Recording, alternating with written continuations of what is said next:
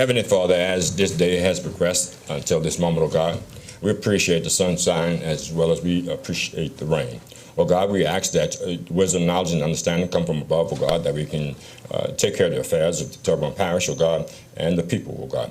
And we ask this in your darling Son, Jesus' name. Amen. I pledge allegiance to the flag of the United States of America and to the republic for which it stands, one nation, under God, indivisible, with liberty and justice for all. Mr. Hampton, roll call.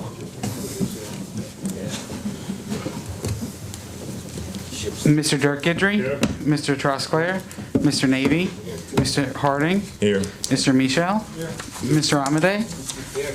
Ms. Domain, Mr. Darren Guidry, Here. Mr. Babbitt. Mr. Chairman, you have a quorum present. I do have a couple of announcements. Mr. Steve Trosclair sent a letter saying, please accept my apologies for not being able to be in attendance in tonight's meeting due to a work-related issue.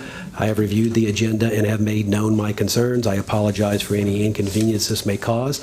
And Ms. Jessica Domain has submitted information trying to ask for her absence to be excused as she is attending the Police Jury Association meeting today.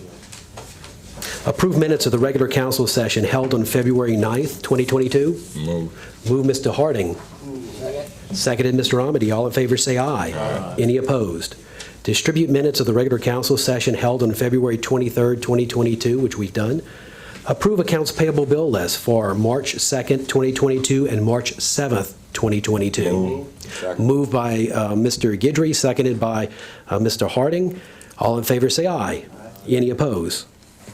Motion is approved. Approve manual checklist December 2021 and January 2022. Moved by Mr. Michel, seconded by Mr. Guidry. All in favor say aye. Aye. Any opposed?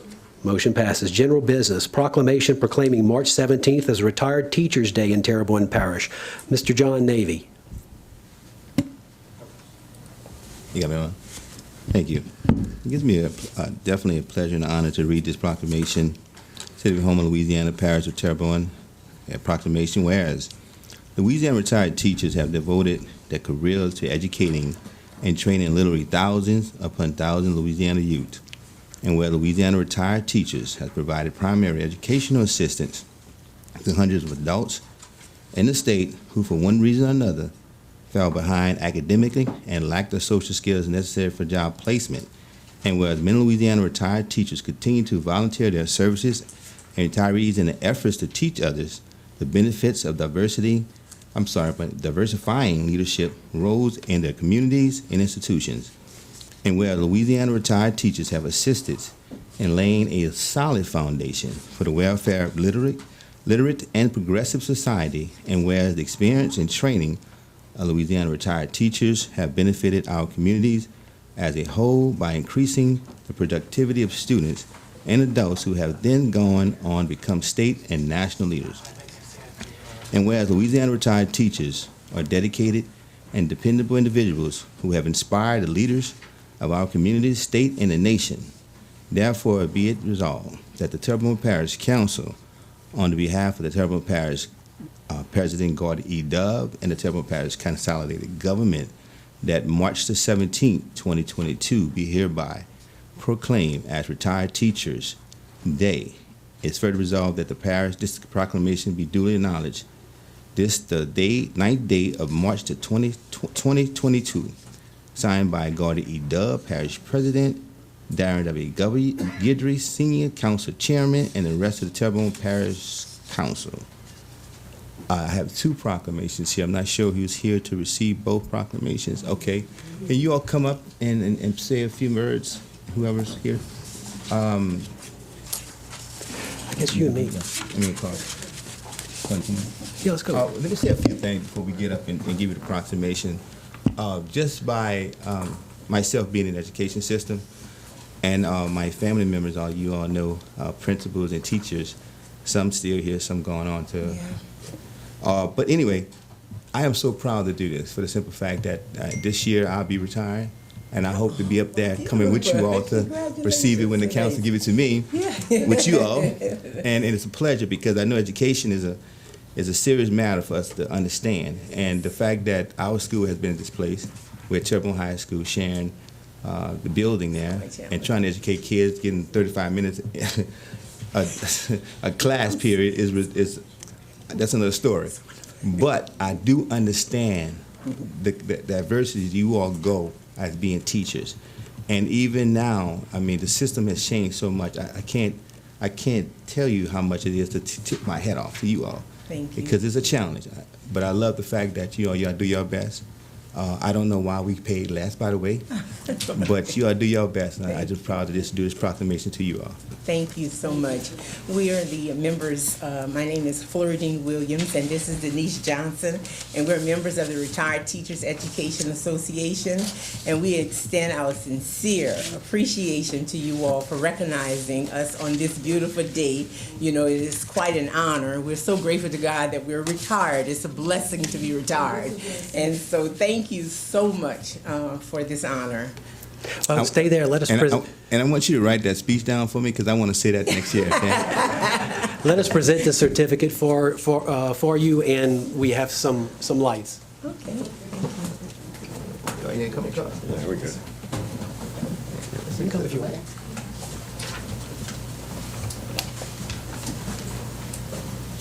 Okay.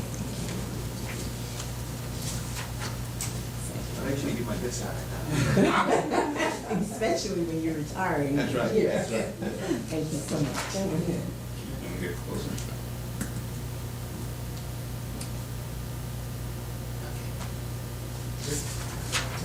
Thank you all. Such a blessing. Thank you. Thank you so sweet. You're so sweet. Thank you. Okay.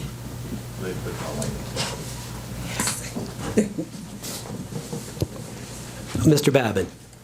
Yes, like Mr. Navy, I want to thank y'all for what y'all do. I mean, none of us would be here without teachers. My wife has been retired now You know 11 years, okay? Yes. She did. I know, Yes. I know, that's why I wanted to say, and like John's, educators run in my family. My brother's a retired principal from Terrebonne Yes, Parish indeed. many years ago, okay? But no, thank y'all so much for what you do. And it's not easy, because when I got back out to service, I tried teaching for 2 or 3 years. That was it. I realized it wasn't good for me nor for the students. Okay, so in any event, thank y'all very much for what you do. Okay, I'm thank you. glad y'all retired. Y'all look too young to be retired. Oh, thank you. That's a blessing. Thank you so much. Okay. Mr. Harding. Yes, of course, you guys couldn't come up there without me saying anything because actually, you guys have been knowing you since girls. since Huck was a pup. But then it's great to see you guys accept that for a number of other teachers that comes out of the community and has done very, very well for the kids.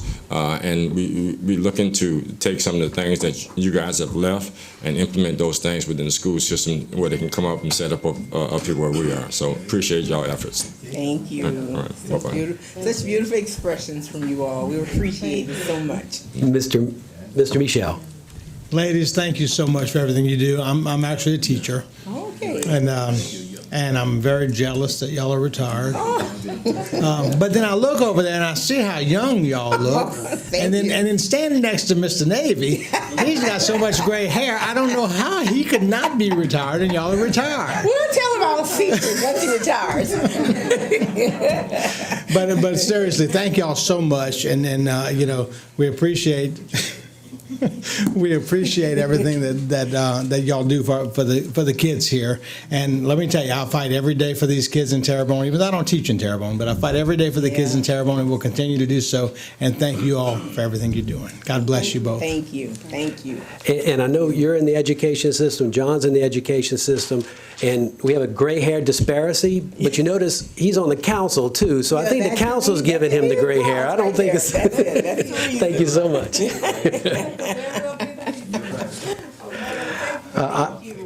Item B, proclaiming Women's History Month in Homa Terrebonne. Mr. Amity. Thank you, Mr. Chair. I have the honor once again this year of reading this proclamation and recognizing all the women and the accomplishments that they've been able to do. Whereas on February 28, 1909, the first Women's History Day was commemorated in New York City after garment workers, most of whom were 12-year-old girls, went on strike to protest their working conditions and 12-hour workdays. And whereas in an attempt to draw attention to women's history not being taught in grades K through 12 curriculums, an education task force in Sonoma County, California, kicked off the first International Women's Day on March 8, 1978. And whereas while in 1980, President Jimmy Carter declared the week of March 8, 1980 as Women's History Week across the country, it wasn't until 1987 that activists were successful in lobbying Congress to declare the month of March as Women's History Month. And whereas the plight of women throughout historical records and their triumphant strides of victory in the right to vote, equal pay, gender discrimination, equal credit opportunities, pregnancy discrimination at work, civil jury selection, educational opportunities at state-funded schools, and breaking glass ceilings today. And whereas this year's theme, Women Providing Healing, Promoting Hope, is both a tribute to the ceaseless work of caregivers and frontline workers during this ongoing pandemic, and also a recognition of the thousands of ways that women of all cultures have provided both healing and hope throughout history.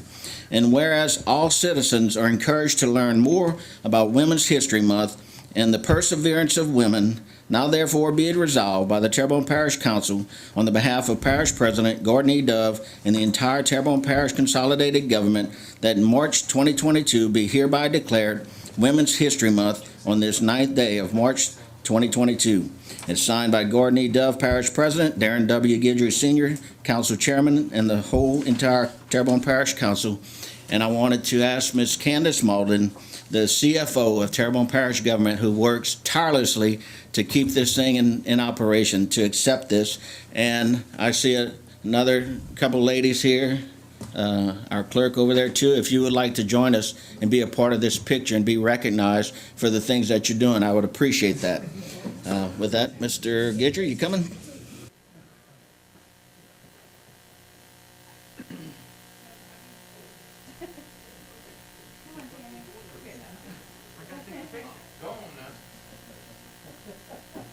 Yeah, I'll get in there with you. Let me set it.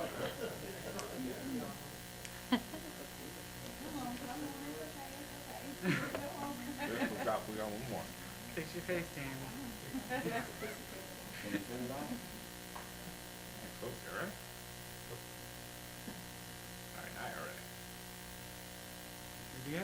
Thank y'all.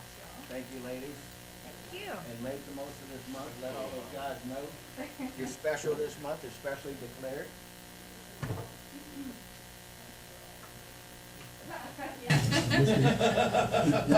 Mr. Navy.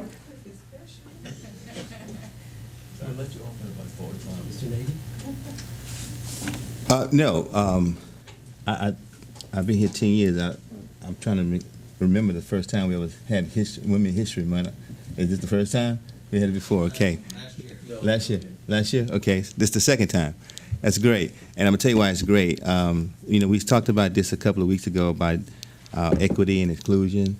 And I can tell you in diversifying, that's great that we can sit here and have Women History Month to show the gender equality that we have in our society, so that a woman is just as equal as a man. And that's the thing, that the quality of life that we need to express. As men, we need to respect that, by the way, that we all are equal. That's, and one thing I say, and it's just from the spiritual aspect of it, equally yoked. That don't mean that the man got to be here and women got to be there. Equally, mean we on the same level. So I just would like to get that across so we can all understand the fact that we're just as equal. Candace, I need some more money for my budget, by the way. Okay, so I just want to let you know that. I'm milking it, I'm getting stronger, okay? But I just like to know, I just want to get that across, that I'm glad you did that, John, because I think that we need to do that all the time, because I just, and the reason why I'm saying this, and I'm going to shut up after this, my mother made 80 years old March the 7th, 80, and I said, Mom, what you want? And she said, she called me Tony. She said, Tony, all I want you to do is just be thankful that I'm still here. And I almost cried because I said, you know what, Ma, you're right. I appreciate the fact that my mom is 80 years old and still here. And raising two boys when my father died, I was 3 years old, and my little brother was 3 months. My mom never remarried and raised us single-handed. So when you're talking about appreciation, I agree with that, because my mom told me this, and I'm saying this because of gender equality. My mom said, Tony, don't give me my roses when I'm gone. Show me how much you appreciate me now while I'm still here. And it goes a long way. And I'm just thinking out of my heart to think about how we should appreciate a woman. Because every last one of us in this room came from a woman. Think about that. Thank you. And Ms. Malden, you may be sorry you accepted that award. Mr. Babin. Yeah, John, you talk about equality. I've been married for 52 years, and I've been trying to get equal to my wife, and I can't do it, okay? No, in any event, I just want to thank all the women out there. I mean, this world can't live without you. So thank you very much. Mr. Amity. And thank you, Mr. Chair. Just a final thing, because I know John, being in education, probably has a strong love for history, as I do. And if you look back in history, the movements of equality and the right to vote, the women partnered with the African American community to fight together, and that's what you do. When you have a strong opposition, you find all those that are willing to work with you, and you get out there and you do what you have to do. And we'll just keep praying that as we progress as a civilization, that we'll all get better and better after it. A lot of strides have been made, and I'm hoping that before the good Lord takes me, I see where we can accomplish that unity and equality. Thank you, Mr. Chair. Amen. Thank you, John. Moving along, PowerPoint presentation by Mr. Lawrence Dehart from the Terrebonne Churches United Food Bank Incorporated regarding updates. Mr. Dehart.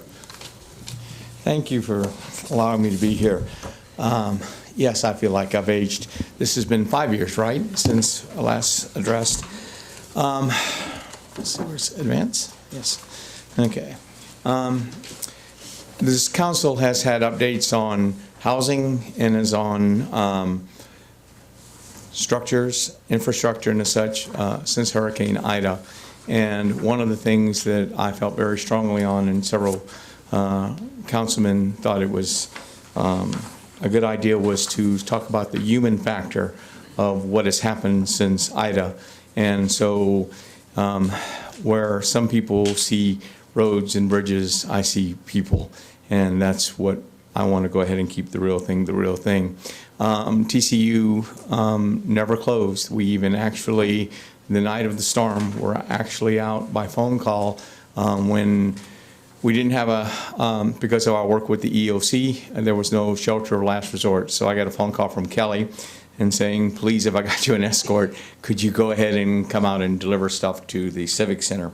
We ended up making 2, and we actually opened for business full steam, and we're delivering by 7:30 the next morning. So like COVID, we never closed. We spent the next 4 months being open 7 days a week, 14 hours a day. And I want to give you an idea of where we stand as a parish from a human standpoint. Just to give you an idea of the difference on the left-hand side, and some of you have a copy in front if you can't see the screen real well. Just to compare where we went from 2020 to 2021. We had COVID in 2020. We actually doubled our production, meaning we went from serving 10,000 people in 1 year to 21,000 in 2020, and that increased to over 26,000 in 2021.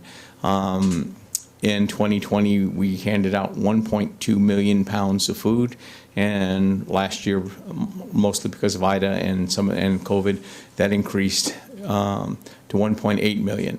The value of this food, if you base it at $100.62 a pound, is over $3 million. Now my budget isn't that, but we find a way to go ahead and do that.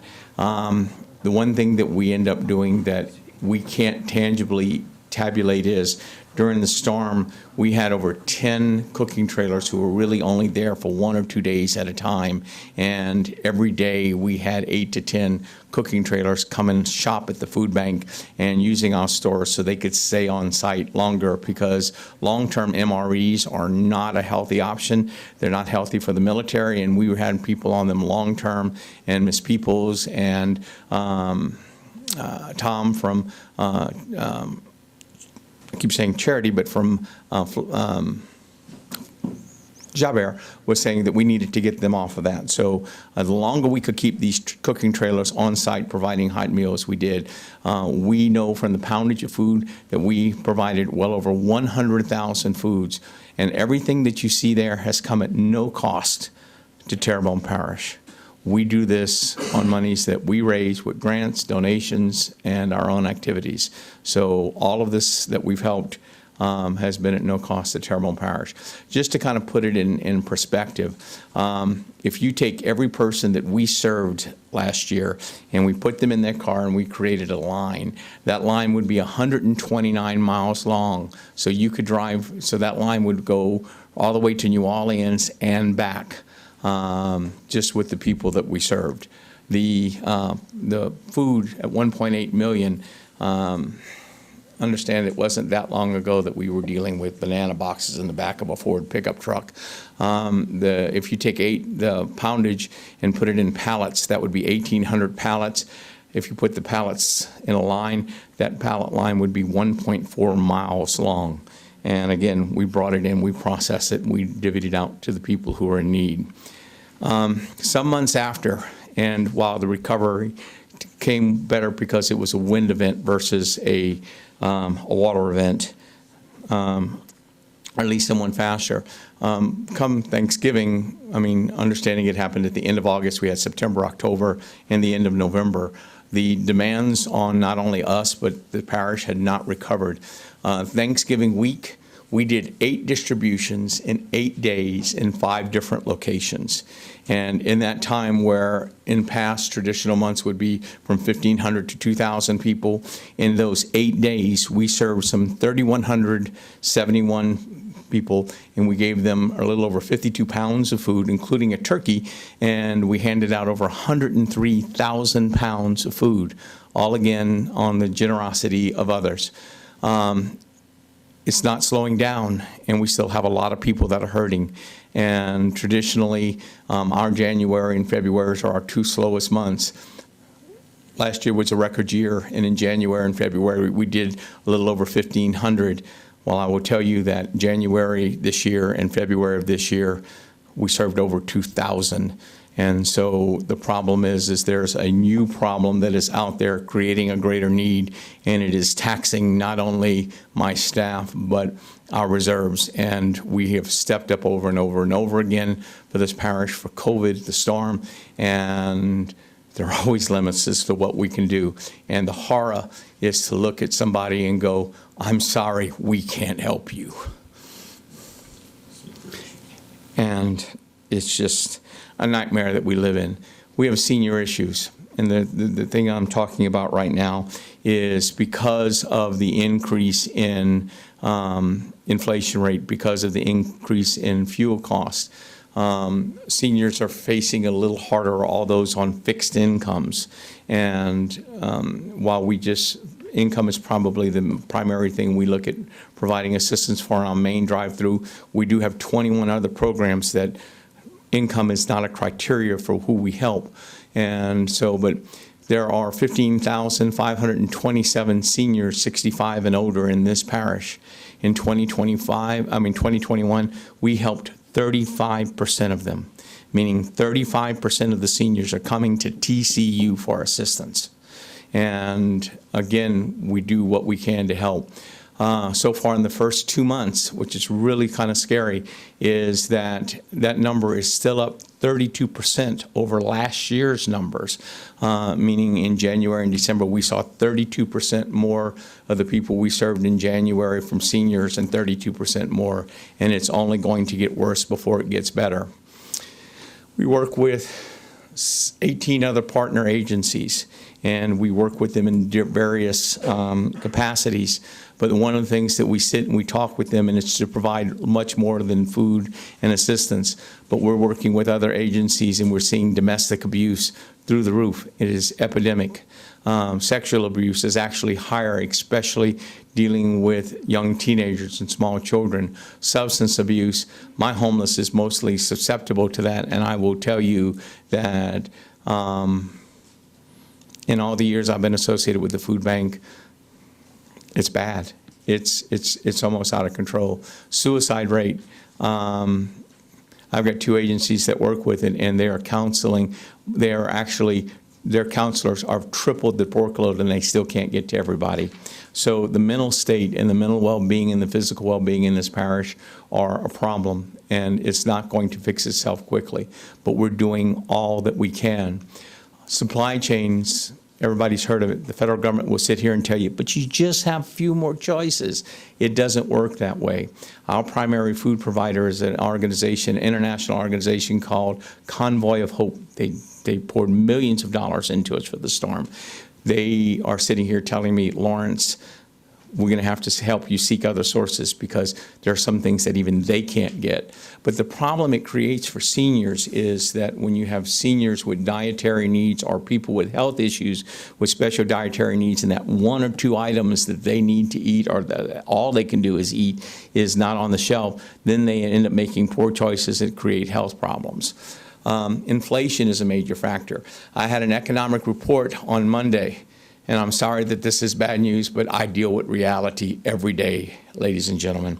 Right now, is as of 2 days ago, if we're in a situation that gas prices didn't go up, they went up in the last 2 days from 2 days ago, and the current inflation rate, every family in the United States, it will cost them $2,000 a year more for fuel costs and $1,000 for food costs alone. So right now, we have every family in this country facing a $375 note on their back.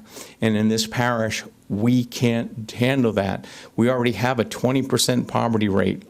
And we're out there on the front lines, and we're doing all we can, but there are limitations, and we're beginning to see the limitations of what we can do. And like I said, I don't want any of y'all to have to do what we've had to do in the past, is look and say, I'm sorry, I just don't have enough to help you. And we should never have to do that here. The same 10-pound bag of chicken that I bought months ago at $2.50 cost me $8 now, but you still got to get it because you know what? You still got to get a meal. Rising fuel cost. The report that I got 2 days ago was they stopped selling oil futures at $150 a barrel. They ceased that. Now it's $180 to $200 a barrel. Right now, if you think it's bad now, you let it get that high. The people of this parish are recovering. Even those who sustain, I will tell you, but it just reminded me of something. There's not a person there's not a district represented up here that I don't have clients from. Every one of you have clients that we help on a continual basis. And I'm not just talking about our efforts for the storm or our efforts during COVID or our efforts where we never closed and we never stopped. I am telling you, every day it's getting to be a bigger battle, and this parish is more affected. I know we can go out, we're going out and doing the best we can. We're really not. At least the state recognizes what TCU is doing, and they're helping us by getting buildings, but it still costs for me to manage and to run these buildings and to provide greater resources. TCU is the only top 10 food bank in this state that receives no funding from the parish in which we're located, and yet we're still there. Every time this parish has asked us to step up, and even when they said, oh my God, what are we going to do? We step up. And I'm just asking you for some permanent funding. I talk all the time with my counterparts in the North Shore and in Hammond and in Lake Charles. And we kind of formed our own co-op to try to share expenses and such. And it just almost brings me to tears when I hear what their parishes do for them. And none of them come close to the effort that we do when I asked, North Shore is very proud of the 8,000 people that they serve. Their operational budget's $1.5 million. And when you talk to Hammond, they're really excited because they're going to cross 12,000 people served this year. And their operational expense is $1.3 million. You ask Lake Charles, who just got hit, they're going to cross $1.4 million, and they're going to do 15,000. And then they asked me, okay, Lawrence, what did you do this year? 26,000. Oh my God, you must be in the 2 million range. My budget's 700,000. So we want to step up. We want to step up more. Hurricane season is 80 days away. We're already in hurricane prep mode. We're going to do things differently. We've been able, by the blessings of God, we're going to have a new building, compliments of friends at the state level who acknowledge what we do and what we're trying to do here. We have gone out and been blessed with getting equipment. We have a flatbed and a donkey. A donkey's an all-terrain forklift, and we got a flatbed that'll let me get around when the trees are down and when there are low wires where my box truck can't get. And we just got to thank you for another local company who dug deep in his pocket and said, you need a flatbed trailer that you can help go, and so we don't have to do what we experience. But there's not a one of you sitting there that I didn't go to some part of your agency, your districts, and do distribution for. I'm just telling you that we are knowing that it's going to happen soon, and our resources are getting limited. My building is still not repaired. We're fighting insurance companies and that, and I had to make a choice of, do I dig in my reserves to serve people, or do I dig in my reserves to get my building fixed? And so till my insurance company decides that they're going to come around. So we're asking you for your help. We need additional funding. I know we're not the traditional one, but we, not asking for a lot, 300,000. And so anywhere y'all can add it to a budget, it would make a huge difference. The average person who works in my staff makes $15 an hour. I don't even make 25, guys. So it's not like my people work a lot. We still depend upon heavily on volunteers. I'm more dependent upon work. I mean, I'm losing the National Guard. And I want to thank 2 guys for helping me keep them. Thank you. Because we couldn't have got through most of this without their help.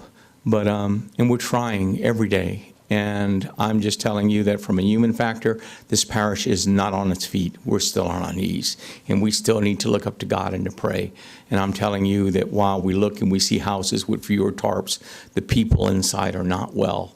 There's a lot of healing. Our seniors are in dire, and I'm going to use the word dire straits, and it isn't going to get better in the next 12 months. And if I can't get any help, I'm going to have to look at some of our seniors who've been there, and some of you are seniors, and I'm going to have to tell you I'm sorry, because I just don't have the money now.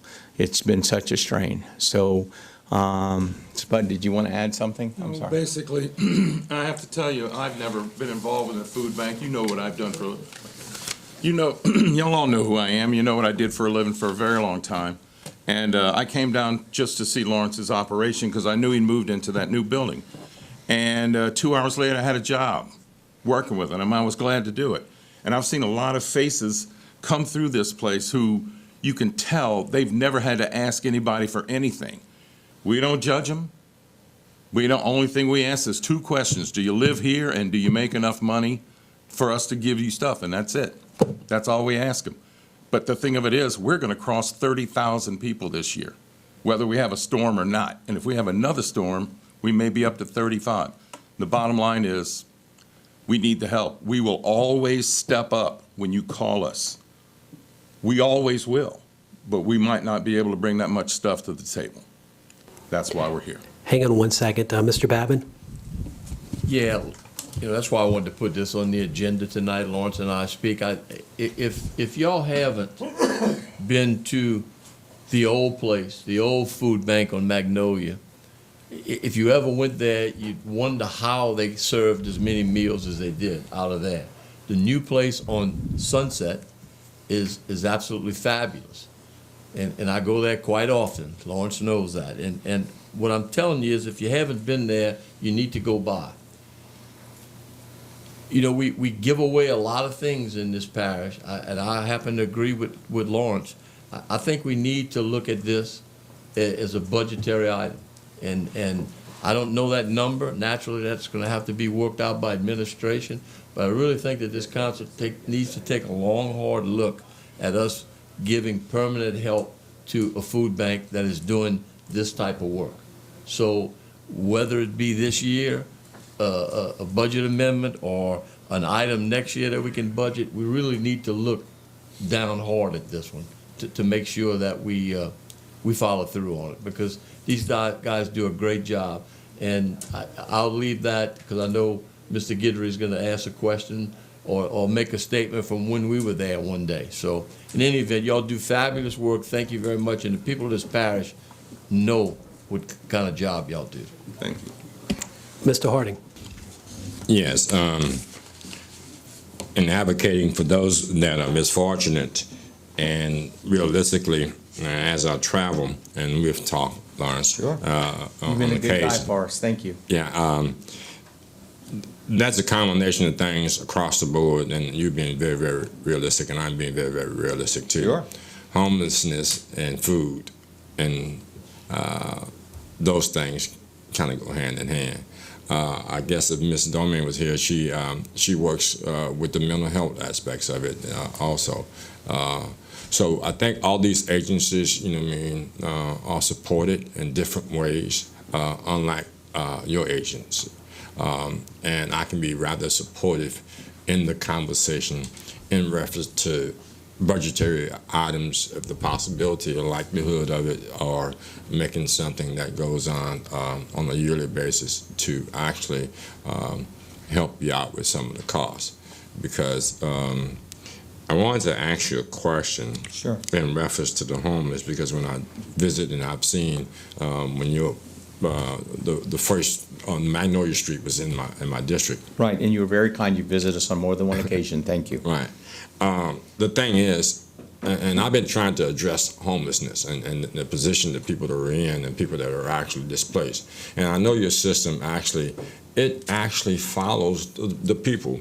And then hopefully, we can get together and see and try to track some of these people, because I am looking for those people too, because they are displaced and these people are in need of a number of things, but we have to seek and find them because, like the gentleman just said, some people have that much pride within themselves where they won't go there, and then they've been forced to be there.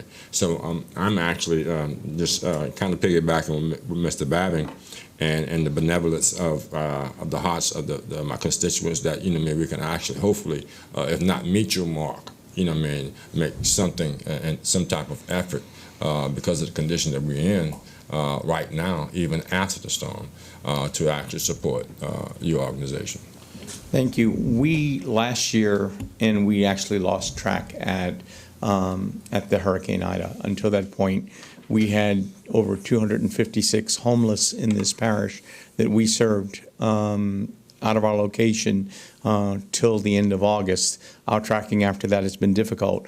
One of the things that we learned is because of the size of our parish, not only for distribution points, we now have 4 other distribution points around the parish. We're desperately trying to add 3 more, because when people don't have the money and the means to get around, then we have to go to them. And so the problem is, even that 3/4 of a mile move from the old location to the new one meant that we had less people coming in. So we still have several programs for long-term housing and for educational assistance, but the problem is we have no place to put them. I just spoke with somebody with Hope House. They needed a partner. And so if we can help them with the food and to help with the seniors, and they're going to do a place with showers, I'm helping them try to find funding to make some long-term sheltering for them and giving them my grant writers and to try to deal with this. But homeless don't travel more than 3.5 miles from where they feel comfortable in staying. So we almost have to find pivot points or distribution points that will relate to where they want to stay. Most of the people with homeless think that they are miscreants. They're not. The crime rate is not very high. Most of these people suffer from mental illness. And then you're going to be surprised how many women and children there are. Unfortunately, the parish is one of my absolute favorite place is the women's shelter here, and Beautiful Beginnings. And it's damaged. It's basically almost out of function. And we worked very closely with them, providing them with assistance. And I know some of the things are beyond our control, but you're right. The homeless is probably the most forgotten people in this. And by classification, believe it or not, there are now over 2,000 more, according to HUD. In the conversation I had 2 weeks ago, there are 2,000 more homeless now by definition because they lack their own physical place to live, living in non-standard structures. Mr. Guidry. Yeah, Mr. Lawrence, I'd personally like to thank you for what your organization have done for everybody down these bayous. I know that you provided lots and lots of meals, and whenever I asked you of something, you jumped on it and you got it done for me. You know, what you guys do is amazing. I believe a while back you had come before us and you had said that for every $1 of contributions that you guys got, you could turn that into like a $7 contribution. 7 cans of food, yes, sir. And I mean, it Still might the be a number. little different now with the economy that's going on, but this food bank is going to be very well needed. If our economy and our world keeps going the way it is, with our fuel prices, grocery prices, people won't be able to afford to eat. They're going to have a choice between putting gas in a gas tank to get the doctor's appointment or have food in their bellies. And, you know, I think we need to find a way to get you that $300,000. Because, I mean, that $300,000 would turn it, at your figures, up to $2.1 million, you know. And I know you can do a lot of good with that, but my heart goes out to you guys, and whatever y'all need from that I can help y'all with, please ask, because I know, like I said, I was down in the battlegrounds down the bayou, and you guys were always there. You know, whenever I asked, there's a lot of places. I know Mr. Ronnie LaRue sitting in the audience. He's one person that helped me out a whole lot of getting stuff for the people, because they're still hurting down there. You know, some of them still aren't in homes, and they need, and it's the elderly. The elderly that are really going to hurt in this long run, you know. I know, and another thing is, you know, I think what we need to look into is, you know, we talked about homeless here, and we need to do something to have a place and a way to feed these people on these nights when it gets to freezing cold temperatures. Like all these other cities, they have a program set up, and we need to set up in Terrebonne Parish, we need to set up programs where all these homeless people have a place to stay on a cold night. The 2 freezing nights where we had freeze warnings, we picked up the phone, and the first night I called Tim, Tim Saunier, the sheriff, and I said, Tim, I'll provide you the food, I can provide you some pillows and blankets, can I have your motor pool? And this was the first one, and he said yes. Now, we don't always have a whole lot in our shelter. Part of our agreement with the EEOC is to provide food for the first responders, food for the shelters, and then food for the general public thereafter.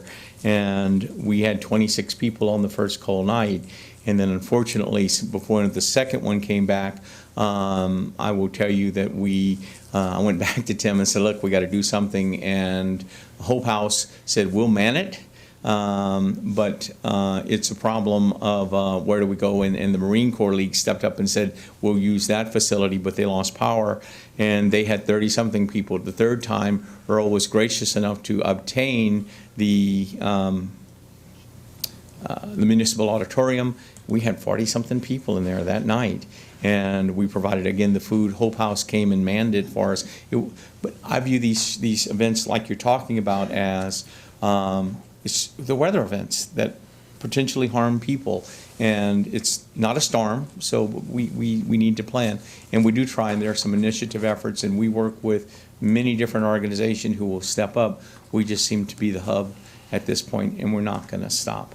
So One other thing I want to mention is that it's not just the weather events. We're starting a new program. It's in the beginning stages, but what we are going to start doing now is provide work training and food, because a lot of people who are out on probation and parole, they are food insufficient, which is one of the reasons why there's so much recidivism. I mean, they go in and they steal food because they're hungry. We are going to start feeding them, and we're going to start bringing them into our warehouse and teach them warehousing skills and sign off on them, and we've already got 3 businesses lined up to hire them when they come out of our program. So that's going to improve the safety of our community. And that's just one of the more myriad things that you would go. A food bank does that. We do everything. Well, yeah, we got need this- to think outside of the box, you know what I mean, and try to figure out new ways of taking care of our people in Terrebonne Parish. So, but Mr. Lawrence, thank you all for what y'all do from the bottom of my heart, and thank you all for the people I represent down these bayous. Thank you, sir. Thank you. I want to share a story, very cool. I know I'm long, I'm sorry.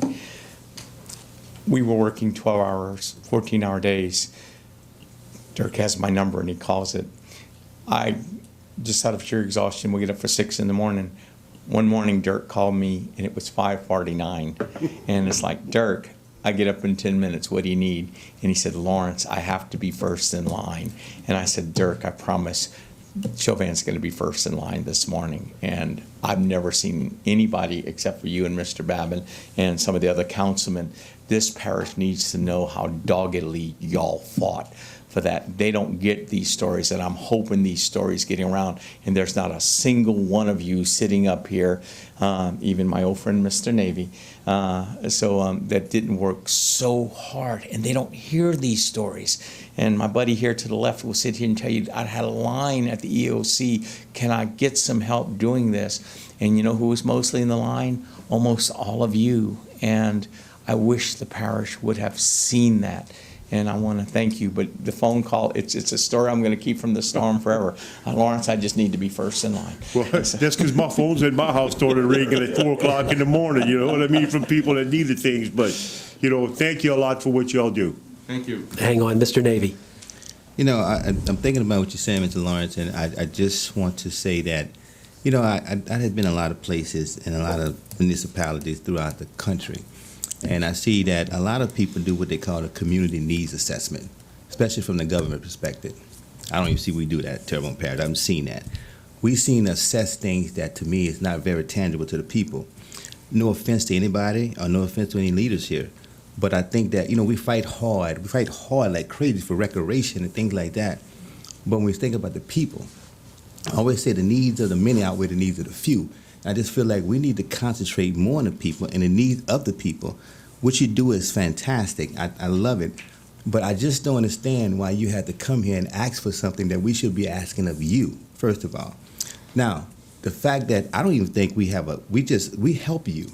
But if we don't have no contract or no agreement with you to kind of help the people of this parish that pay the taxes, for all of us to be able to do what we do, especially for the people of the Bayou country. You know, I mean, it's a win-win situation.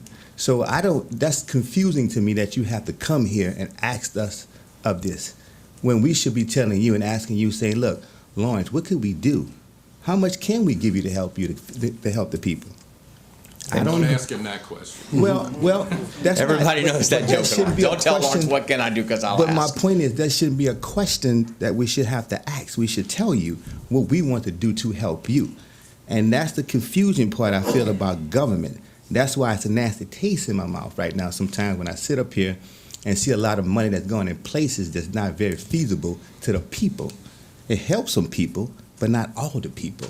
And that's what concerns me. So I agree with Mr. Babin. Mr. Babin, I think you need to make sure some money go. I agree with you, Dirk and John, and this whole 9 of us up here.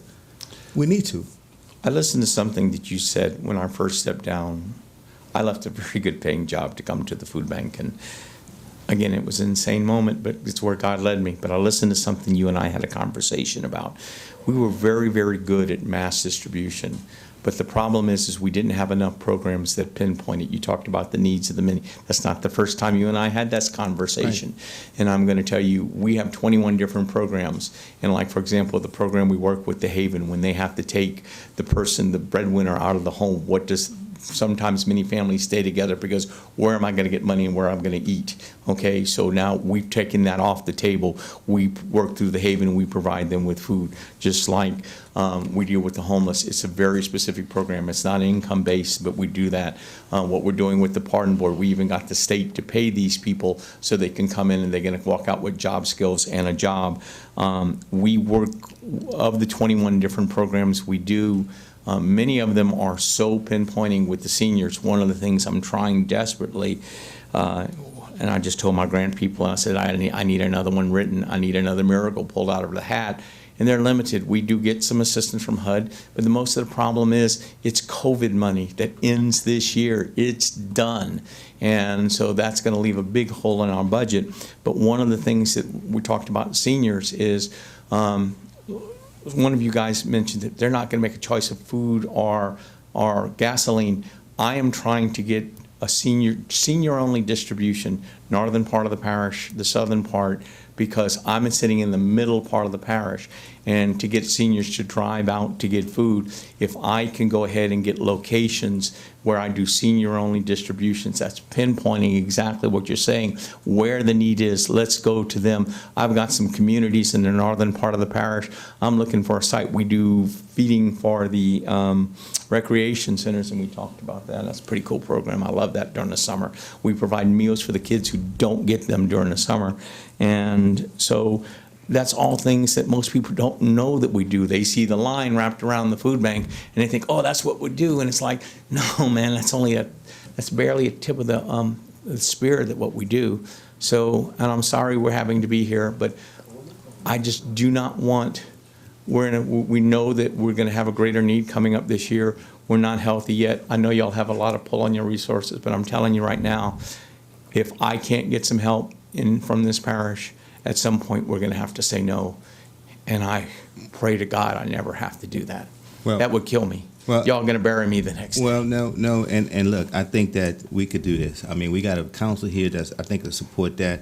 But I think when this council look at things, you have, you got the upper class, middle class, and lower class.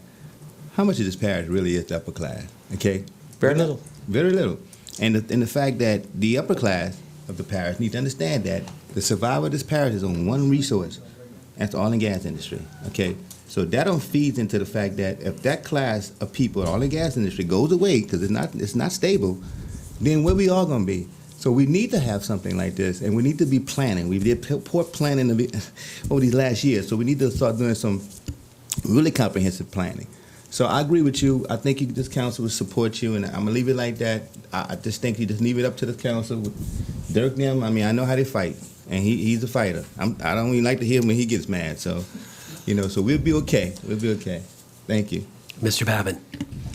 Yeah, I just, along with John is saying right there, we have a responsibility. So I think as a council, we need to, let's not just forget about this after Lawrence and Spud leave tonight, okay? Let's make sure we keep this on the front burner. Work with administration and see what we can do to help the food bank out, because just by sheer numbers that they showed us tonight, we almost ought to be ashamed of ourselves that we haven't done it in the past already. So in any event, let's not let this go by the wayside, please. It's one of the reasons why I asked him to come up here tonight, because when he showed me the numbers, they were staggering to me. I had to take a second look, to be perfectly honest. So I'm asking, please, administration, this council, let's try to find something that they know at least they have a certain budgetary amount every year. Thank you. And Mr. DeHart, I have to leave after this to go to a police jury association. Sorry. But on Monday, when you have a moment on Monday, if you don't mind giving me a call. Absolutely. I have an idea that, if we could get the reporting requirements correct, it might be a source that we can tap into. So if you don't mind calling me on Monday, if that works out, then that may solve some of your problems. I will promise you 8 o'clock you will get that phone call. Thank you, Mr. DeHart. Have a great day. Thank you.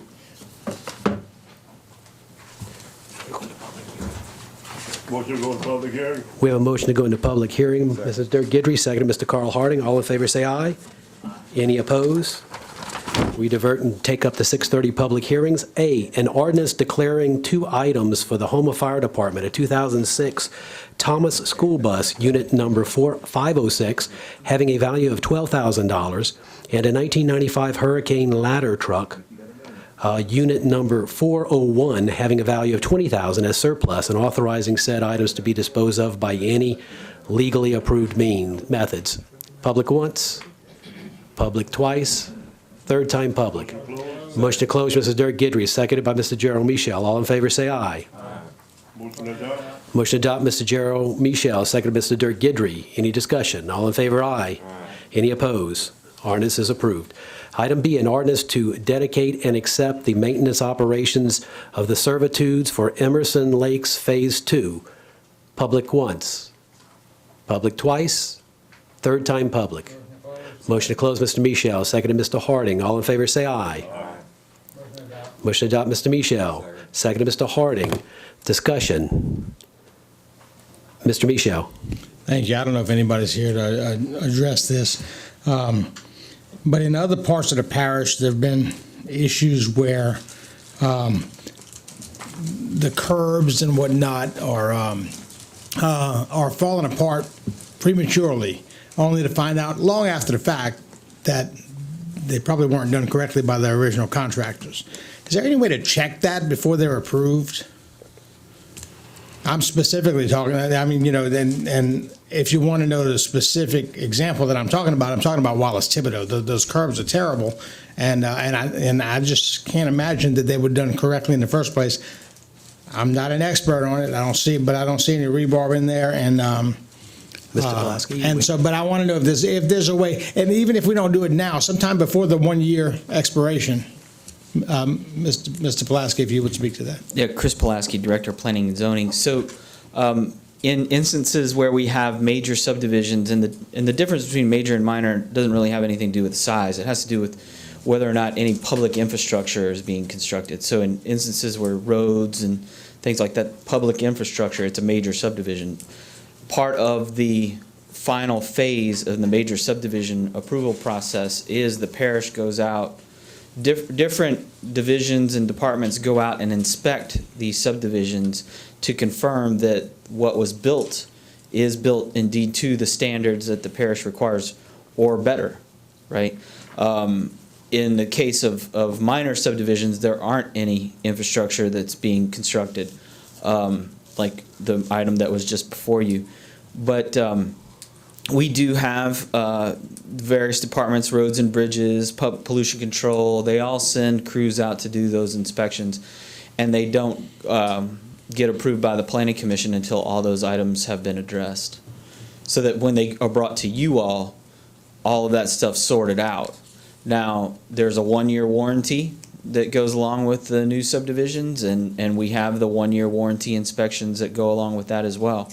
But in instances where, you know, years later, if there's, you know, a defect, then that's just something that our Public Works Department budgets for and has procedures in place, you know, for repairs like curbs or broken panels, things like that.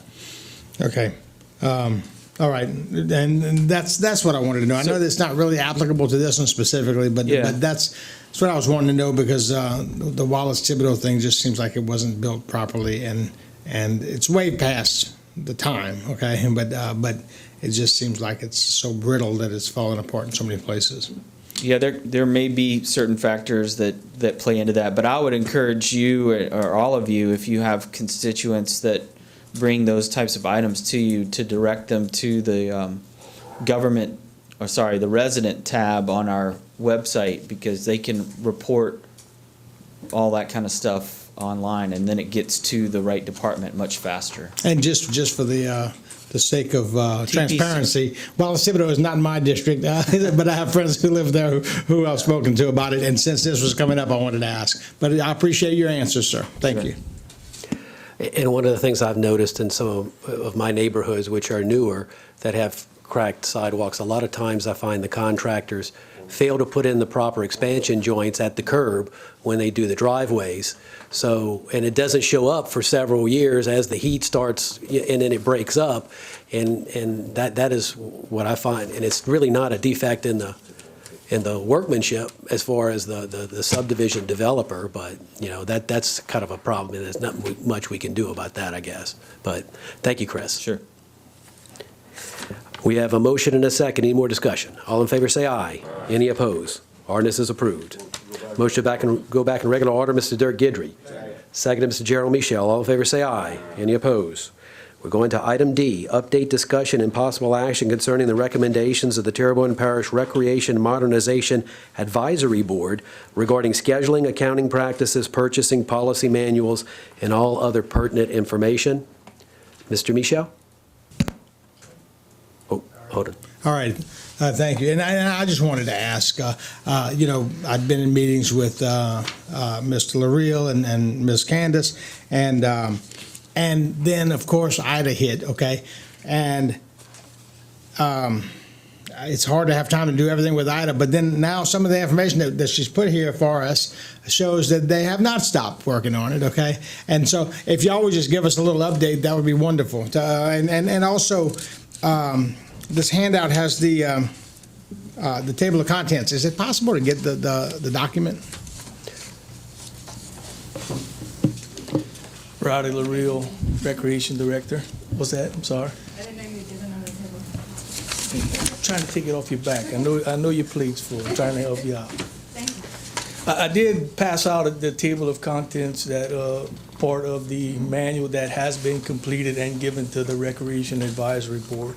So instead of me, I planned on just reviewing it, but you have it there. So Ms. Malden and I did meet a week before last to continue the process, but as you can see, we are moving along, and I don't want to take a lot of time and go through the whole thing, but you can see what is highlighted and what has been completed, and then the items that are still being developed in the manual.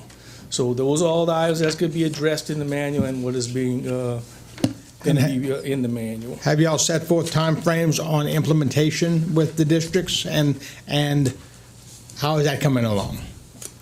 So we had it set where we were going to try to implement it for beginning of the year 2022. And then, of course, Right. Hurricane Ida. So we are planning on starting to work on it. The portion that they have, and I can send you the draft again that we had put in place, is really stuff that they should already have in place. It's the public bid law, all of this. It was the budgets and accounting, which could have been implemented even without the policy manual being in place. But we will kind of iron out a plan in the next couple weeks, and we can give you that. It did kind of take a back seat, but we're now going to put it back in the front seat and try to get it done. And and I'm grateful for everything y'all have done, and it's obvious it had to take a back seat. And what about the program for the scheduling and all that? Have we purchased that yet? Right. So the software program, I've assigned Mr. Wendell to spearhead that project, so he can come up and he's more up to speed on the day-to-day operations. But the program is purchased. We have been assigned a project manager, and we have started training sessions with it. But he'll know more in detail what's going on with that.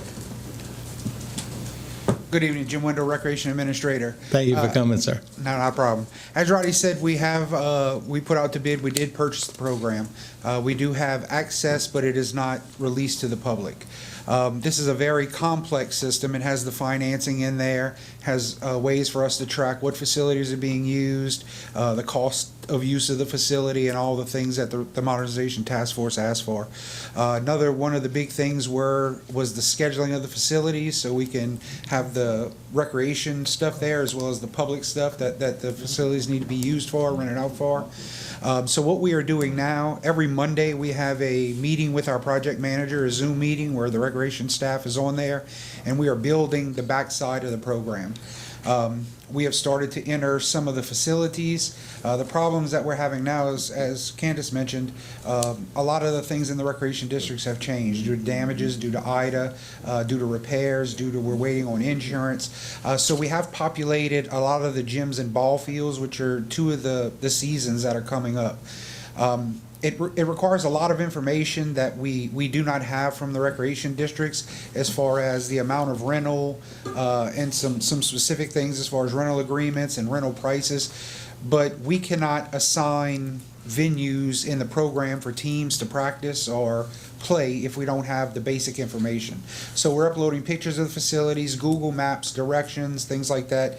We're also populating our sporting seasons. And it sounds kind of simple from looking at it from the outside. Okay, just add basketball. But we have boys and girls basketball. In each of the basketballs, we have 5 different leagues. So it takes time to put the requirements in there because everything is based on age or gender or things like that. So it's taken a little while to build the backside of it. But as we progress along, The staff of ladies that we have up there are actually putting some of the current functions that we're doing now, the current leagues, into the system. We're creating profiles for the parents and users, and all this will be erased before it goes live because we're doing a lot of testing and a lot of billing. We're trying to actually break the program. And what we don't want to do, we have a dated program in place now that needs a lot of improvement. That's why it was suggested that we go to this. We don't want to switch from something that's working to something that we start having problems with once it's released to the public, and it's not good to use.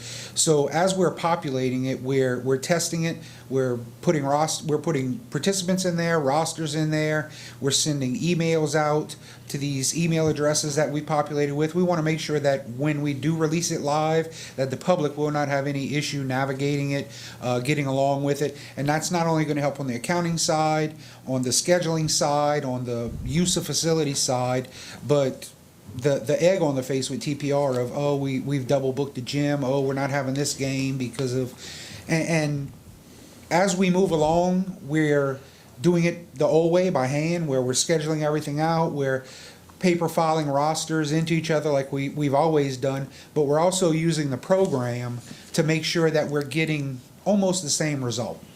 Now, we're not going to do it as efficiently or assign just as the computer would, but what we've come to so far is it's getting the needs done.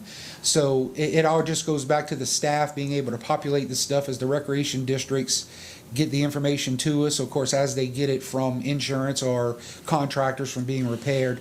But we are well ahead of where I thought we would be, but we still have a long way to go because of the amount of information that you have to put in there per facility, per person, per sporting season, per league, all of those things. Any of the recreation district would know that, okay, these 3 facilities or 10 or however many it is facilities are damaged, but they're going to be repaired. So can you put them in and then just show that this temporarily out of order? Is that something? That's what we're doing. You can enter it in there and not put a rental rate or not put an availability rate, but it has to be in there in order for us to be able to use it. So even though we have a ball field that has lights down or doesn't have bleachers, and it's deemed safe to use for practices, daylight activities, we still have to have it in there for the computer to recognize it and assign teams or assign employees that we have, whether it be scorekeepers, timekeepers, supervisors, field directors, to prepare the fields, to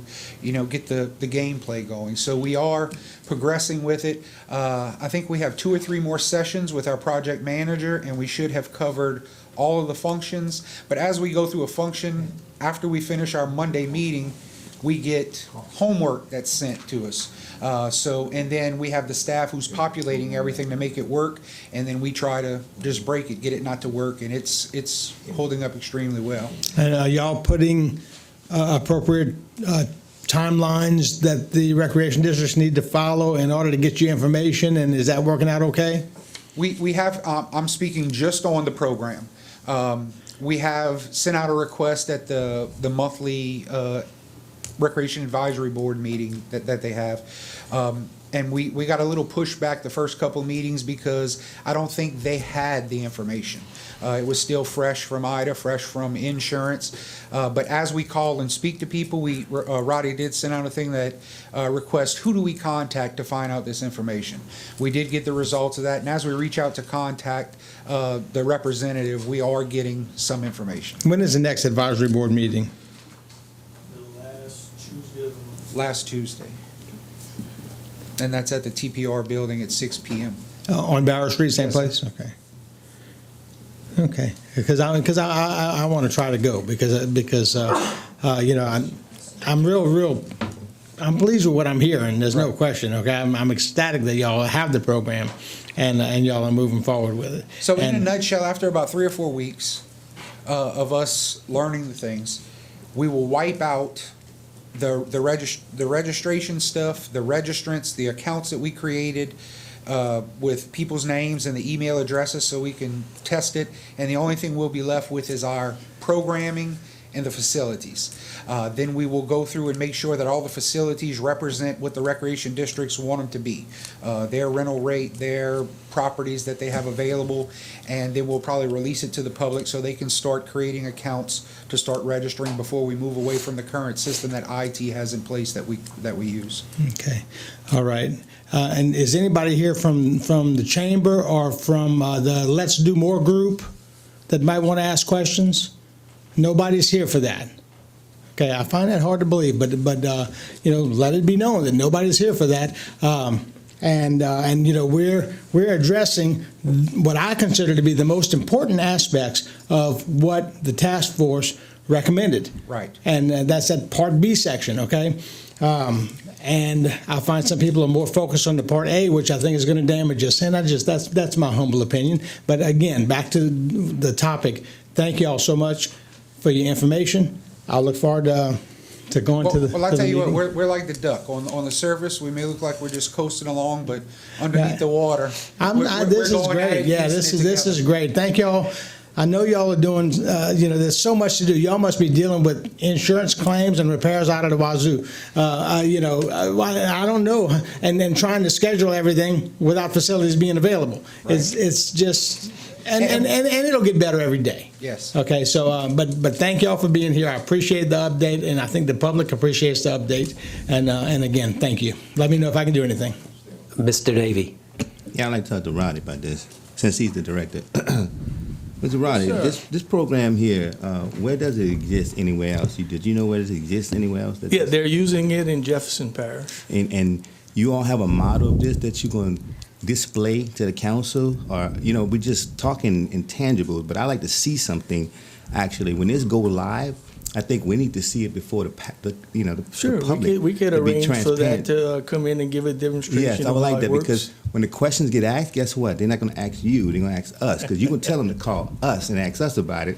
So we need to be educated toward it too. We'll be more than happy to give a brief demonstration and try and explain how it works and all that. But I'm also real excited about the program and the things I'm seeing. I think it's exactly what we're looking for. It's going to be able to clean up a lot of the issues we've had in the past. So, and the public going to be able to see this where? How are they going to be able to? they'll just visit our website and be able to go to website. it. So how are we going to get that out to the public about the website and all that kind of We stuff? use our social media. One thing, Mr. Navy, is that our social media page, I think how many, do you know off the top of your head, how many followers we have? I know it has increased everybody a lot. don't have social media. I'm saying besides social media, how are we going to get this out to the public? That's what I'm concerned about because that's been a misconception about recreation, transparency, and getting that information out to the public. Mm-hmm. So how we plan on? Do we have a plan for how we're going to get that out yet? Are we working on that? Does that make any sense? We've discussed in the past, and at you guys' recommendation, we've sent flyers to the schools that they passed out with all of our registration dates and everything. Okay. And I think it would be a good idea to do the same. Now, the website that the public is going to see all of this stuff on is the same site we're using now. So on the day that we roll it out, the parish stuff will go away and this program stuff will take over. Okay, where do the rec districts fall in also as far as getting them the information to make sure they get that out?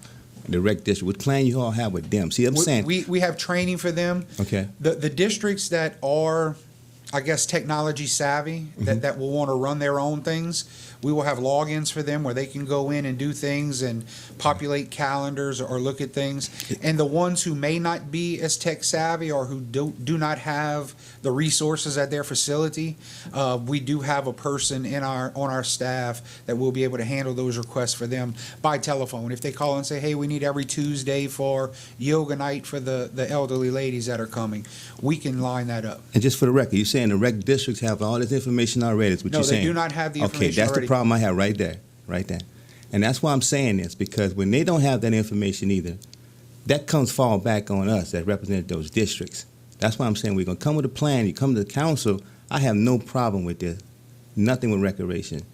But my problem I have is that we get the fall back from the stuff Right. when things are not put to the public the right way, if that makes any sense. Because that's why I'm concerned. If you're going to have a plan, come with a plan. That's all I'm saying. Right. So we don't get hit. We got hit already I do with this stuff. understand what you're saying, and I think the thought process was the more people we had involved in building it, the more confusing it would be. Because That's confusing now. I mean, it's basic information that we're putting in, and you cannot use it until that information is there.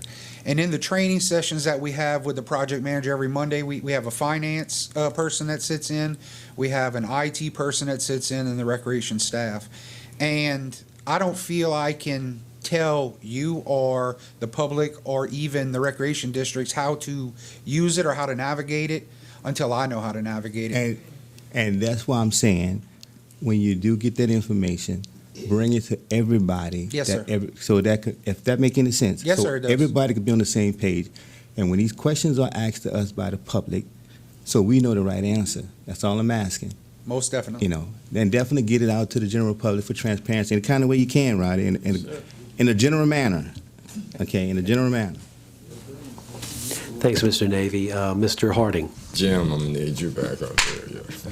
Yes, sir. How's it going, Jim? Pretty good. I was part of a system that they had the handwriting system, they had a computer system.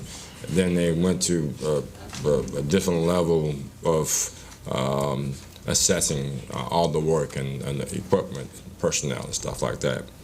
And it was rather difficult in that transition.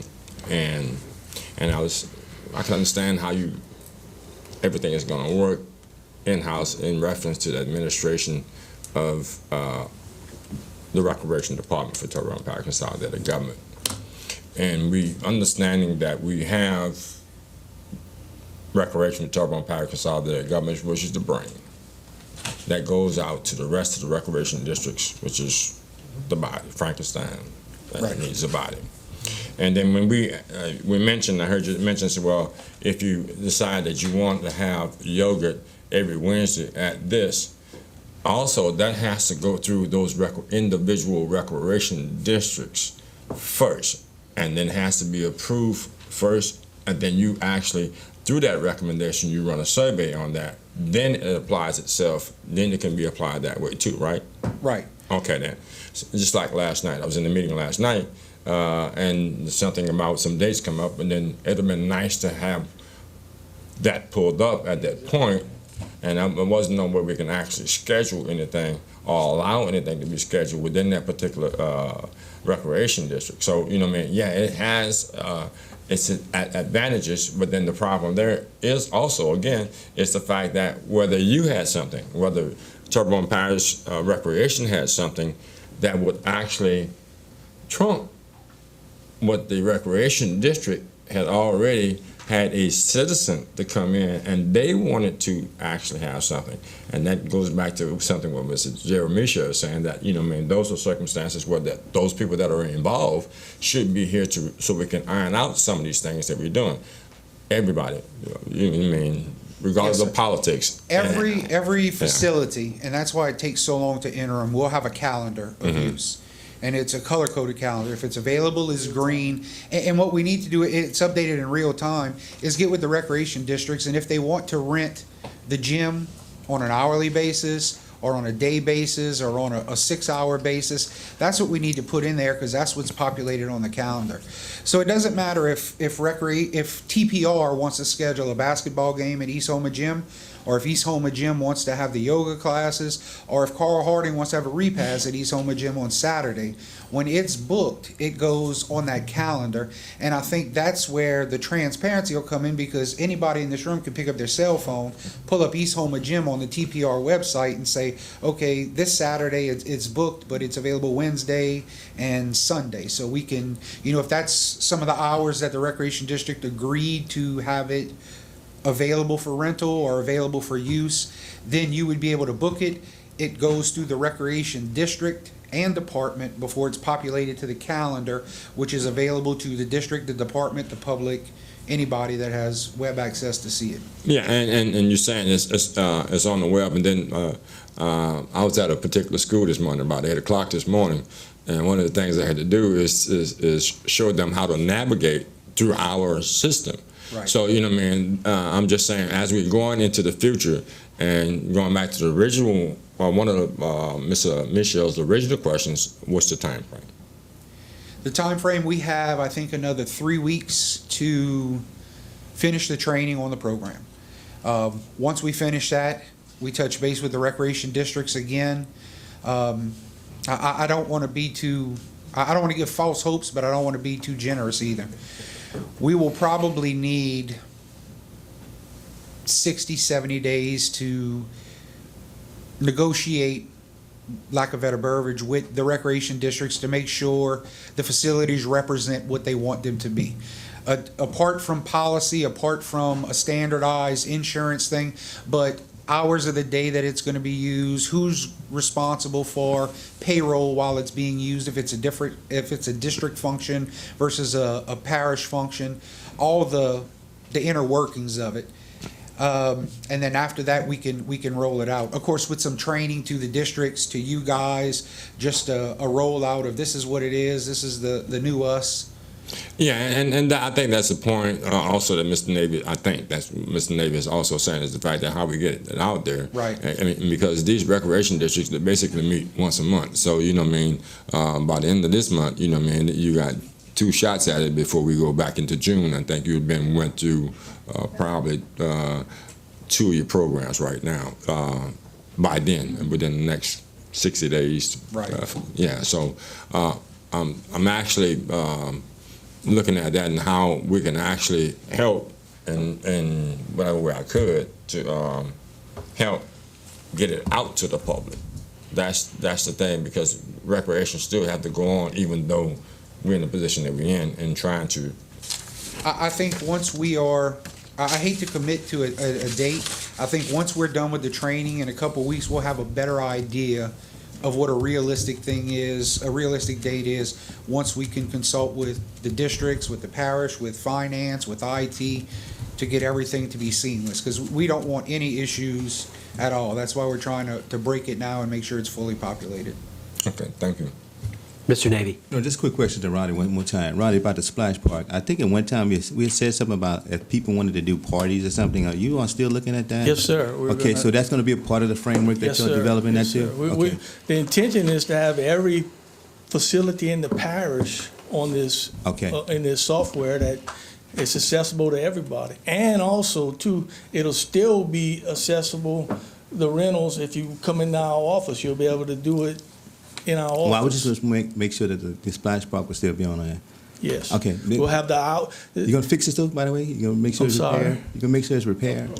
I can't hear you. You gonna make sure it's repaired too? It's functional. It's functioning all right. Yeah. Okay. We call it functional. Something. Okay. I don't know what's, if you've been out there, Lee, I don't know Yes, what's causing the cement yes, to turn red. I don't know. Yes, sir. I mean, I was wondering too. Yeah, but we're gonna, when we open up, we're gonna definitely have that pressure wash thing. Okay, we're in March. I just want to let you know. Yeah. It's hot. It's getting hot. Thank you. All right. And you may We want to intend check, on opening it around Memorial Day. and you may want to check with Dean Schwest, because I think he had some problems with that red algae Yeah, I'm at not sure what's Bayou Country going on. Sports I kind of Bar. read about it. So he may have a different solution. chemicals. You may want to try and contact him. Thanks, Roddy. All right, thank you. All right, moving along to public wishing to address the council, Ms. Darlene Williams.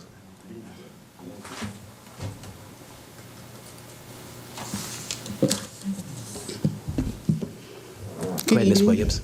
Hi. Go ahead and say your name and address for the record, if you don't mind. Darlene Williams, 312 Linda Ann Avenue, Gray, Louisiana, 70359.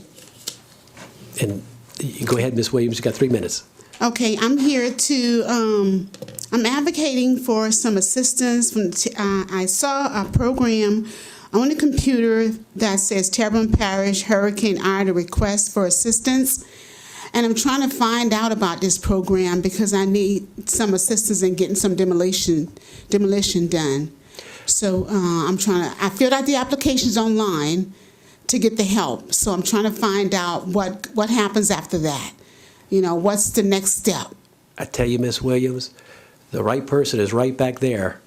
And if you want to step over there, Mr. Pulaski can explain to you all about or you can, if you want to give a little quick rundown, I'll allow it, just in case anybody watching is interested in the program as well. Yeah, I spoke with Ms. Williams before the meeting. So the program she's talking about is the Demolition Assistance Program that's through the FEMA Public Assistance Grant Program that the Parish Solid Waste Department primarily has been working with a consultant to develop the program. It's about 4 to 6 weeks out, I'm told.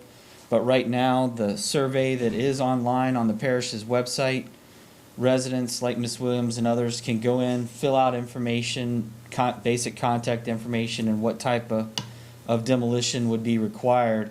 And then that information will be given to the consultant to help basically build this program that essentially would allow FEMA's contractors to go onto private property after having signed a right of entry agreement and some other paperwork with the property owner, to be able to remove, whether it's a home that was destroyed but just that need to get it removed, or maybe a home that was completely destroyed and it's piles of debris that need to be removed, those kinds of things. All that would be eligible.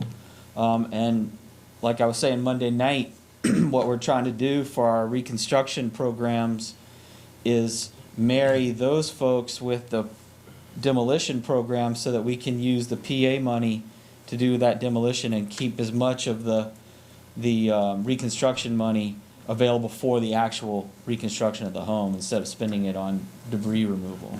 So I applaud Ms. Williams' efforts going online and doing that, and I would encourage other citizens in the same situation to do the same. And just a quick question, excuse me, Ms. Williams, but do you have to own the property? What if you own the home, but you're renting the property, like say in a mobile home park? Well, in those instances, I mean, the right of entry agreement has to be from the property owner. So as long as the owner gave you the permission, you could tear down somebody's a home that is demolished and they have to get rid of. Right. I mean, there's going to be, just as we've learned with a lot of the programs, there's going to be certain unique situations and nuances on a lot of properties. Like you might have a property that has multiple owners. You know, maybe there's 12 family members that own a piece of property. So which one signs it? Is it all 12 or is it just one? So those are the kinds of things that the consultant and FEMA, who have done these programs many times in the past, will work with our legal department and others to figure all that kind of stuff out. Not say cutting you off, Chris, but there is. Please do. There is a question on here that say, if there are multiple owners, please list all owners below. Only owners may apply, not tenants or lessees. So I guess if it hadn't been full succession, and say for instance there's 3 or 4 people that own that same property, I guess they want everybody's name on there. Is that what that's saying? It's not saying that. It just says list those owners, okay? But I think they're just trying to gauge, you know, how these people are going to want to know, well, how many properties in Terrebonne Parish haven't gone through succession? What are we going to be faced with when we implement this program? Because like my property, there's 4 dead people that's on the deed. I'm the only one that's living. Okay. I tell you what, I'm going to let y'all go ahead and talk and explain your situation. Thank you for bringing it to the attention, Ms. Williams, so people are aware of the program. Okay. Thank you. Mr. Jason Serrano.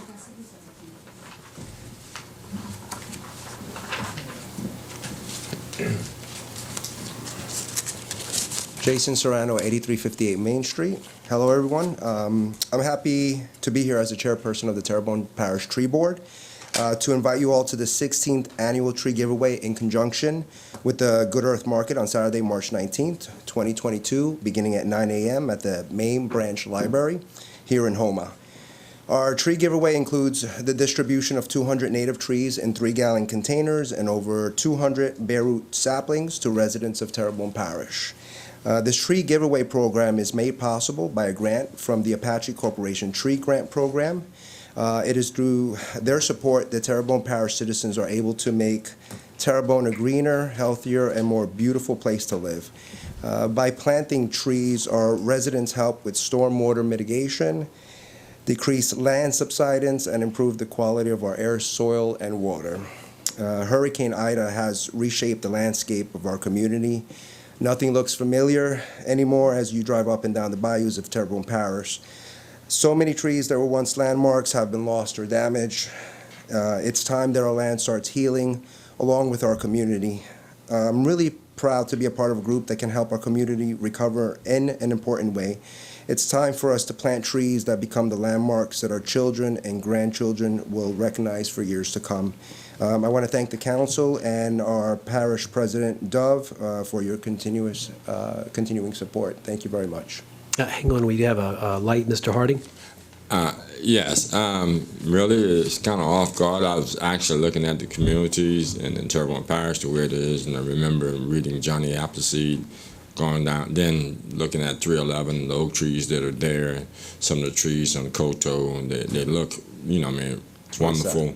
And there are other areas that, trees that have been, just toppled. Really, yeah. And I'm happy that you're doing something like that, and definitely saying to the public on March 19th. Yeah, I feel very fortunate. Go get a tree. Yeah, I feel very fortunate. Yeah, I'm not originally from here. I'm actually a transplant from Brooklyn, New York. So just the trees out here are just amazing. Yeah, only one tree grows in Brooklyn, but it's in concrete, so it's a different environment. It's really beautiful out here, and I feel very privileged to be a part of just preserving that, because it's very special and it's needed, and it has lots of benefits to our community. So thank you very much for this. And thank you for what you do. Absolutely, I appreciate it. Thank you so much. Thank you. You guys take care. Moving along to committee reports, Budget and Finance Committee, Mr. Carl Harding. Yes, I make a motion to ratify the minutes of the Budget and Finance Committee held on March 7th, 2022, and I have 4 public hearings. First one, introducing the ordinance to authorize the parish president to execute an intergovernmental agreement on the behalf of Terrebonne Parish Consolidated Government between Terrebonne Parish Consolidated Government Economic Development Authorities to continue to lease space to TEDA and government towers, and to continue joint efforts to promote industrial and economic development in the parish of Terrebonne, Louisiana, and call for a public hearing on Wednesday, March 23rd, 2022 at 6:30 p.m. The second one, introducing the ordinance to amend the 2022 adopted operating budget and 5-year capital outlay budget of the Terrebonne Parish Consolidated Government for the following items, and to provide for related matters. Homer Police Department LA Commission on Law Enforcement grant $17,385. Homer Police Department LA Commission on Law Enforcement grant in parentheses 110-206. Homer Police Department Edward Bain Memorial Justice Assistant grant $12,859. City Marshal $16,750. Homer Police Department $10,599. Animal Shelter donation $100,000.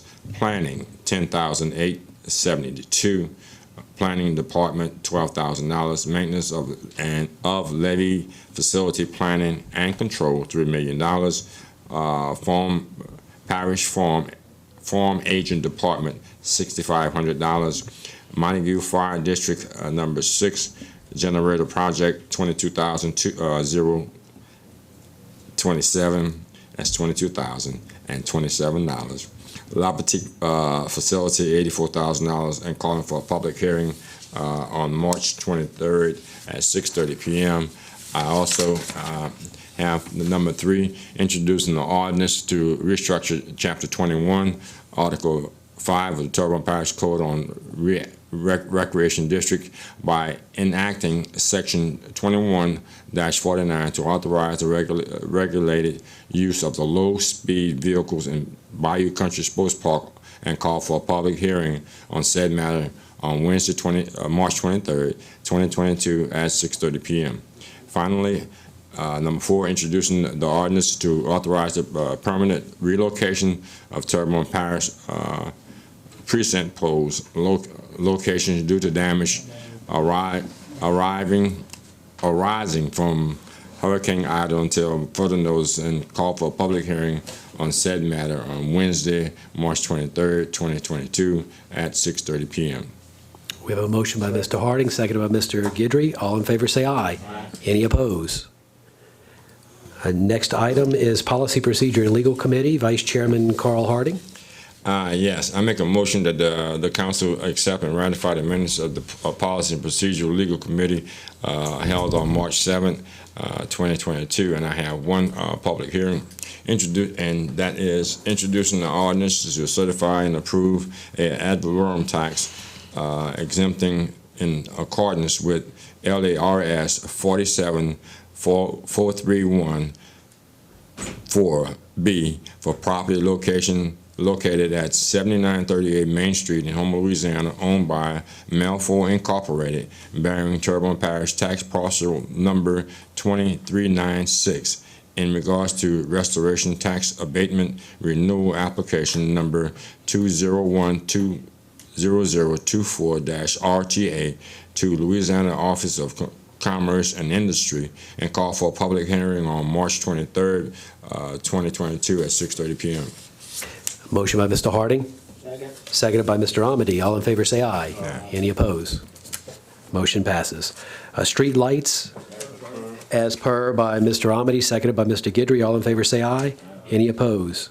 5, appointments to various boards, committees, and commissions. The Terrebonne Parish Tree Board has 2 expiring terms on February 23rd, 2022, 1 vacancy due to resignation, and Mr. Jason Serrano expresses his interest in being reappointed. Hold on. Go ahead, Mr. Michel. Motion to reappoint Mr. Jason Serrano and hold over the other. A motion by Mr. Michel. Do we have a second? Seconded by Mr. Amity. All in favor say aye. Any opposed? Motion passes. Congratulations, Mr. Serrano. Did you want to say anything else? Okay. 6, vacancies to various boards, committees, and commissions still vacant. That includes the Veterans Memorial District, 1 unexpired term due to resignation representing the parish president south of the Intercoastal, and 1 expired term representing the Vietnam Veterans of America. Recreation District Number 1 board has a vacancy due to resignation. Rec District 7 board has 1 expiring term on March 25th, 2022. Rec District 11 board has 1 vacancy due to resignation. The Terrebonne Parish Tree Board still has that 1 expiring term on February 23rd, 2022. And I think we filled one of those, or is it, do we have two open still on the Tree Board? So we do have 2. So we have 1 expiring term and 1 vacancy due to resignation. So we still have 2 openings on the Tree Board. Terrebonne Parish ARC, 1 unexpired term due to resignation. The Houma Board of Zoning Adjustments, 1 vacancy due to a resignation. The vacancy is for an alternate member. Children and Youth Services Board, 2 vacancies due to resignations, 1 representing the Bayou Area Children's Foundation and 1 representing the Terrebonne Parish Sheriff's Office. And the South Central Human Services Authority, 1 unexpired term due to resignation. Announcements? Anything, the parish president have anything? How about council members? Mr. Babin. Yeah, before I get into announcements, what's disappointing, you just read 9 items, and 8 of them had due to resignation on it.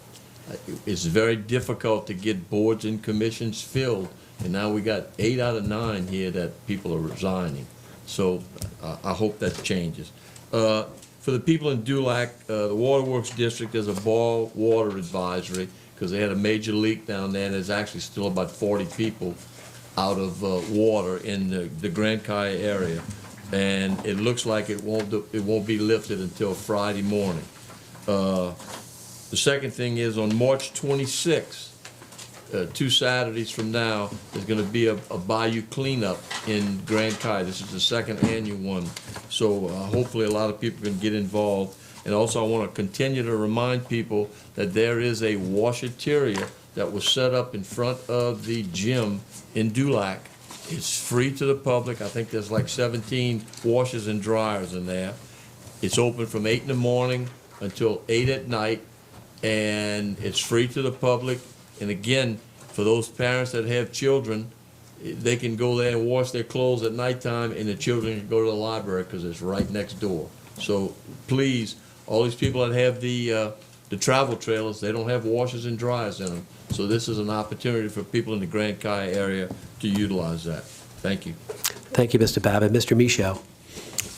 Thank you. And I just wanted to wish my sister a happy 70th birthday. That's Carol Prevost.